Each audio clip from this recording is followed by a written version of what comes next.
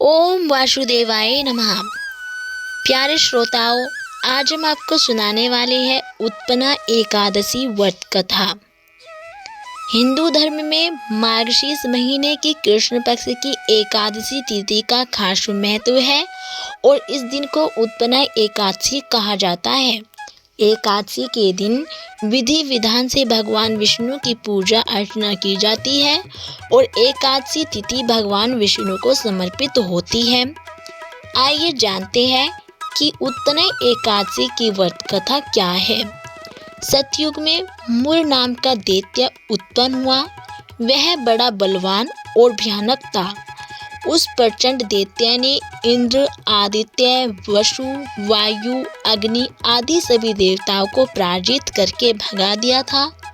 तब इंद्र सहित सभी देवताओं ने भयभीत होकर भगवान शिव से सारा वृत्तांत कहा और बोले कि हे कैलाशपति, मुर दैत्य से भयभीत होकर सब देवता मृत्यु लोक में फिर रहे हैं। तब भगवान शिव ने कहा कि हे देवताओं, तीनों लोकों के स्वामी, भक्तों के दुखों का नाश करने वाले भगवान विष्णु की शरण में जाओ। वे ही तुम्हारे दुखों को दूर कर सकते हैं। शिव जी के ऐसे वचन सुनकर सभी देवता क्षीर सागर में पहुँचे और कहा कि हे मधुसूदन, आप हमारी रक्षा करें। कहा कि हे भगवान, दैत्यों ने हमको जीतकर स्वर्ग से निकाल दिया है और आप उन दैत्यों से हम सबकी रक्षा करें। इंद्र के ऐसे वचन सुनकर भगवान विष्णु कहने लगे कि हे इंद्र, ऐसा मायावी दैत्य कौन है जिसने सब देवताओं को जीत लिया है? उसका नाम क्या है? उसमें कितना बल है और किसके आश्रय में है तथा उसका स्थान कहाँ पर है? यह सब मुझसे कहो। यह सुनकर इंद्र बोले कि भगवान, प्राचीन समय में एक नाड़ीजंग नामक राक्षस था। उसके महापराक्रमी और लोक विख्यात मुर नाम का एक पुत्र था। उसकी चंद्रावती नाम की नगरी है और उसी ने सब देवताओं को स्वर्ग से निकालकर वहां अपना अधिकार जमा लिया है। उसने इंद्र, अग्नि, वरुण, यम, वायु, ईश, चंद्रमा, नेरत आदि सबके स्थान पर अधिकार कर लिया है।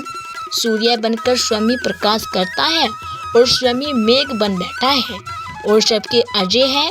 हे असुर निकंदन, उस दुष्ट को मारकर देवताओं को अजय बनाइए। यह वचन सुनकर भगवान जी ने कहा कि हे देवताओं, मैं शीघ्र ही उसका संहार करूंगा और तुम चंद्रावती नगरी जाओ। इस प्रकार कहकर भगवान सहित सभी देवताओं ने चंद्रावती नगरी की ओर प्रस्थान किया और उस समय दैत्य मुर सेना सहित युद्ध भूमि में गरज रहा था। जब स्वयं भगवान विष्णु रणभूमि में आए तो दैत्य उन पर भी अस्त्र शस्त्र आयुध लेकर दौड़े।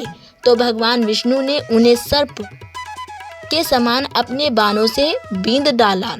बहुत से दैत्य मारे गए, केवल मुर बच रहा था।